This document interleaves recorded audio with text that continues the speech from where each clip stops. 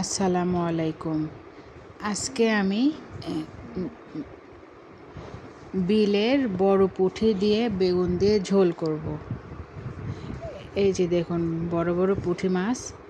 সাধারণত এত বড় পুঁটি মাছ পাই না, তো এই যে পাইছি। এখন এই যে বড় পুঁটি মাছ দিয়ে আমি আজকে বেগুন দিয়ে রান্না করব। মাছটা হালকা ভেজে নিব যাতে মাছটা না ভাঙে, এই জন্য হলুদ লবণ দিয়ে মেখে নিচ্ছি। নিয়ে এই যে তেলটা গরম হলেই আমি দিয়ে দিব।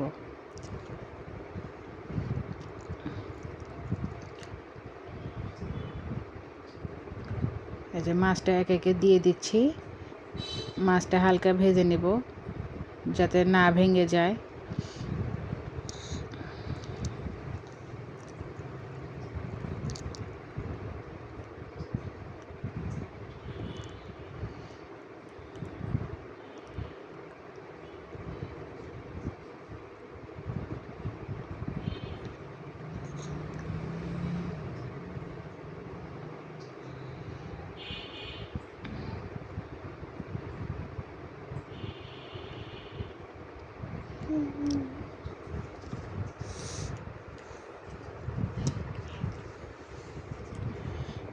একে একে মাছটা সব উল্টায় নিচ্ছি, উল্টায় হালকা ভেজে নিচ্ছি মাছটা।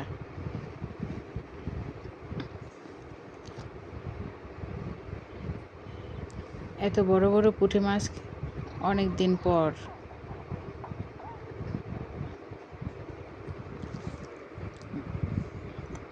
বাজারে যাই কিন্তু এত বড় পুঁটি মাছ পাই না।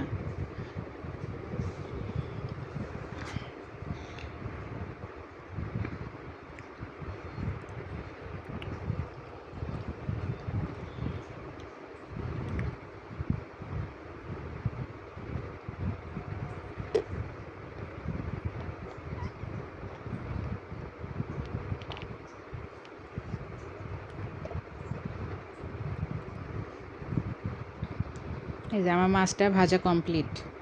এখন মশলাগুলো সব একে একে মেখে, এই যে পেঁয়াজ বাটা, এই যে আদা বাটা, এখন এক এক করে সব মশলাগুলো আমি বাটিতে দিয়ে নেব। এই যে লবণ দিয়ে নিলাম, সব মাখিয়ে নিয়েছি মশলাটা। বাকিটা আপনাদেরকে আর দেখানো হলো না, ভিডিওটা চালু করতে ভুলে গেছিলাম। এই যে মশলা সব তেলের মধ্যে দিয়ে এখন আমি মশলাটা সুন্দর করে কষিয়ে নেব। দেখতেই পাচ্ছেন আমি মশলাটা দিয়ে দিছি। এখন সুন্দর করে কষায় নিচ্ছি, নিয়ে যে মশলাটা দিব। আমার মশলাটা কষানো হয়ে গেলে এর মধ্যে বেগুন দিব। বেগুন দিয়ে আবার একটু ভালো করে কষায় নেব।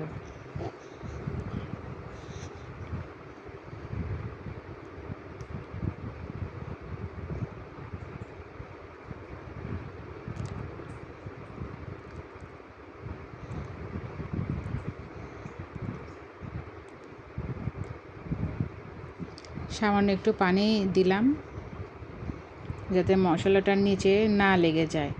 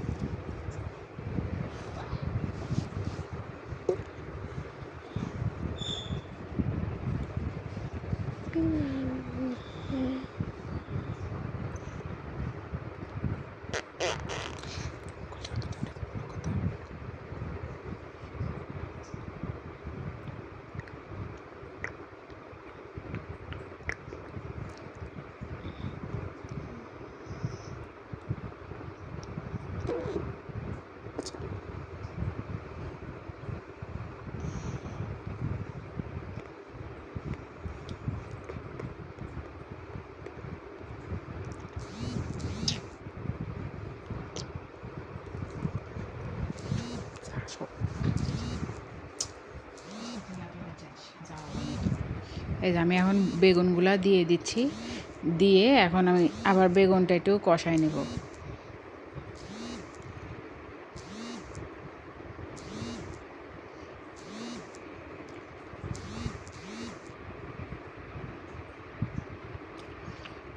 বেগুন দিয়ে সুন্দর করে মশলাটা আমি কষিয়ে নেব।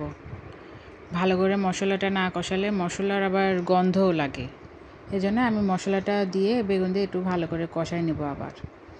আগে একবার কষাই নিছি, তারপর আবার বেগুন দিয়ে আবার একটু কষাই নেব, যাতে মশলা কাঁচা গন্ধটা না লাগে। তাছাড়া কাঁচা গন্ধটা লাগলে আবার খাওয়া যায় না। একটু যাবো না।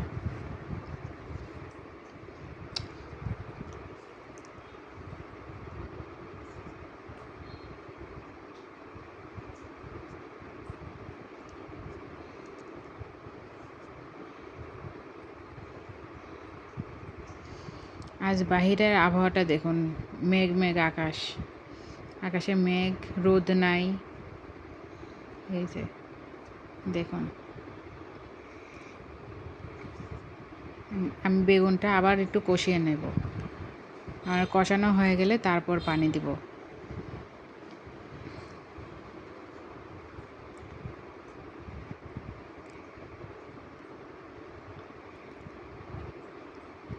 এই যে আমার কষানো হয়ে গেছে, এখন আমি এর মধ্যে পানি দিয়ে দিব।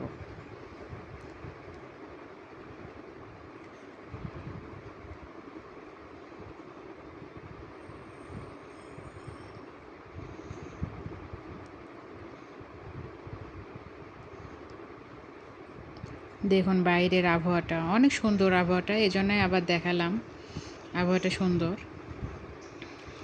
এই যে আমি পরিমাণ মতো, এই যে বলক উঠে আসছে, এই যে দেখুন আমার তরকারির বলকটা উঠে আসছে। এখন একটু এই যে মাছগুলো দিয়ে দিব, এক এক করে সব মাছগুলো এর মধ্যে দিয়ে দিব।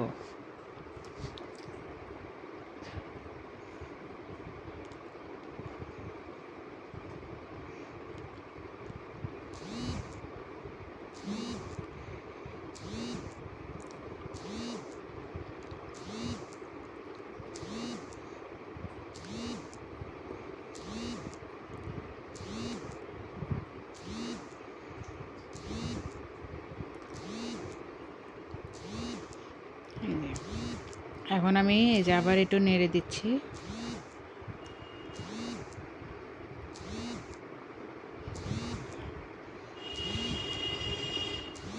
এই যে আমি এখন উপর থেকে একটু ধনে পাতাগুলা দিয়ে দিব, যাতে সুন্দর একটা গন্ধ আসে।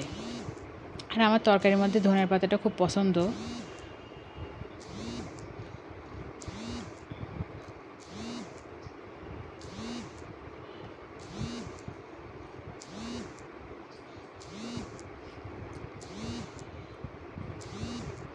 এখন ঢেকে দিব, যাতে সুন্দর বলক উঠে সিদ্ধ হয়ে যায় সব। তরকারিটা আমার হয়ে আসলে নামিয়ে ফেলবো। এই যে তরকারিটা আমার হয়ে গেছে, এখন চুলাটা অফ করে দেব। এই যে দেখুন,